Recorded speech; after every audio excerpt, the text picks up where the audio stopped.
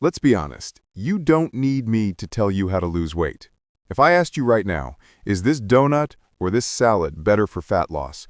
You already know the answer. The problem isn't a lack of information. We have too much information.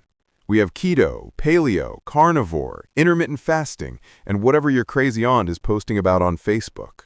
It's overwhelming.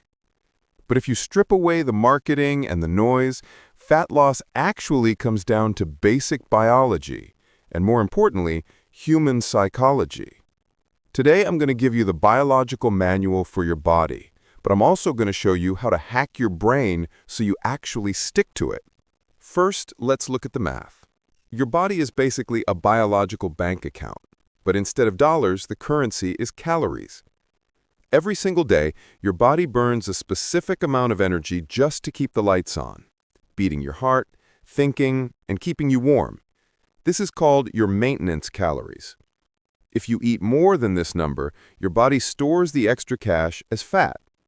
If you eat less, your body has to withdraw cash from the fat bank just to keep the machine running. That is it. That is the only mechanism for weight loss. However, knowing your exact number is tricky. Online calculators are just a guess. The only true auditor is your bathroom scale. Here's the strategy. Pick a calorie number, let's say 2,000. Eat that for 2 weeks. Did your weight go up? You're eating too much. Did it stay the same? That's your maintenance. Did it go down? Congratulations, you are in a deficit. But knowing the math is the easy part. Doing it is where 99% of us fail. Why? Because we rely on motivation, and motivation is garbage. Motivation is a feeling. It comes and goes. What you need is a system based on friction. Human beings are lazy. We always choose the path of least resistance.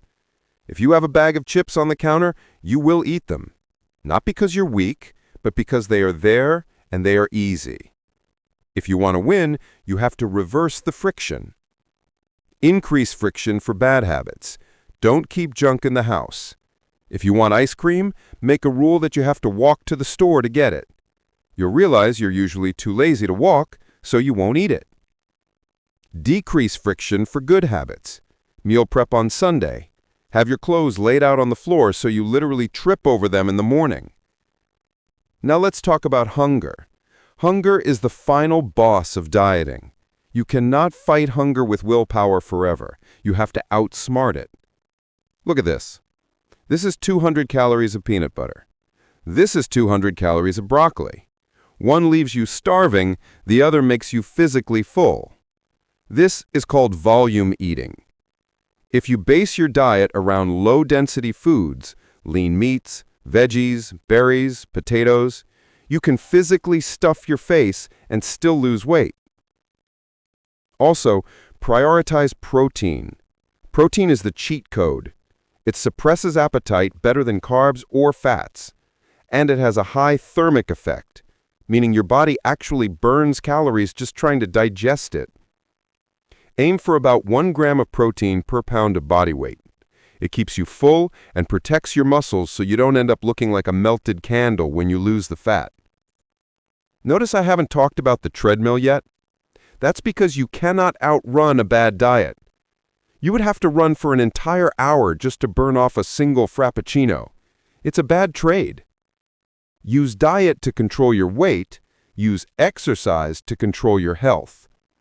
For fat loss, the best exercise is the one you don't realize you're doing, walking. We call this NEAT. Walking 8,000 to 10,000 steps a day burns a massive amount of calories without making you starving hungry like high-intensity cardio. Lift weights to build muscle and walk to burn fat. Simple. Okay, before we wrap up, here are the rapid-fire hacks that actually make a difference. Number 1.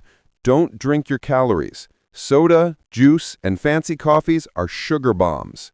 Switch to water, black coffee, or zero-calorie sodas. Yes, diet soda is fine. It's 99% water and 1% internet controversy. Number 2. Sleep is a fat burner.